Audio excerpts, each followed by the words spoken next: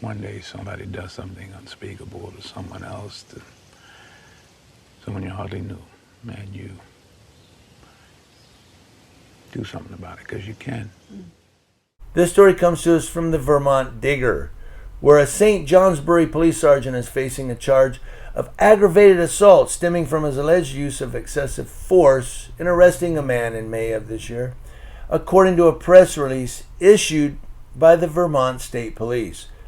Now, George Johnson, 44, of Lunenburg, is set to be arraigned on the felony charge in Caledonia County Superior Criminal Court in St. Johnsbury on September 9th.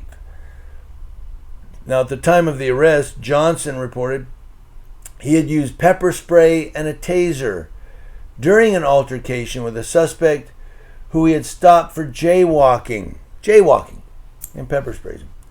State police said in the release that evidence they collected showed that Johnson lacked sufficient cause to stop 35-year-old John Stelzel at about 5:10 p.m. on May 10th as he was walking near the Honking Bridge on Bay Street. Honking Bridge.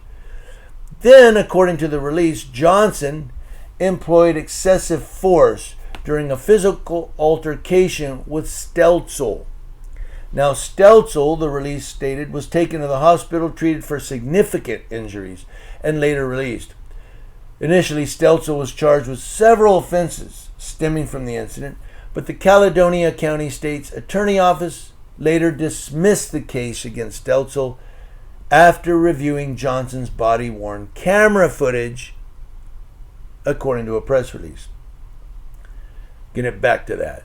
Quote, State's Attorney Jessica Zaleski raised concerns about Johnson's use of force with St. Johnsbury's police chief, who referred the matter to the Vermont State Police for an independent, outside criminal investigation, according to a press release. The Caledonia County State's Attorney's Office recused itself from the case, the release stated, and requested that the Grand Isle County State's Attorney, Doug DeSabito, review the case for possible criminal charges. State police said in the release that additional information related to the incident would be released following Johnson's arraignment, September 9th, when the affidavit of probable cause in support of the criminal charge against him becomes public. Now, St. Johnsbury's Police Chief Joel Pierce could not immediately be reached for comment. Why would I even read that? They're never going to comment, guys. Come on. They don't want to be held liable.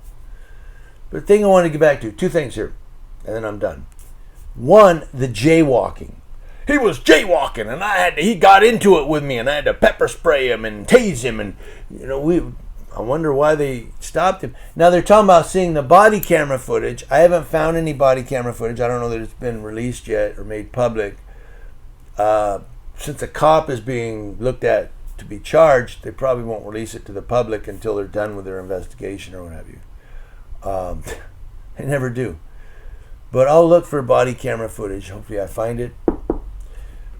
But for jaywalking, and that's one of the reasons that California repealed the jaywalking law so that it's no longer illegal to jaywalk. I could jaywalk right in front of a cop and go, "How you doing, officer?" Can't do a thing to me in California, as long as I'm not putting myself in immediate threat of a car coming by. Like there's no cars and I just start walking, can't do anything. And the California State Assembly did that right after a man in Orange County was killed by Orange County deputies when he was stopped for, guess what? Jaywalking. So this jaywalking thing, this is such a BS charge. And number two, the state's attorney reviewed his body camera footage and said, "Oh, we need to bring charges." Without that body camera footage, do you think there would have been charges?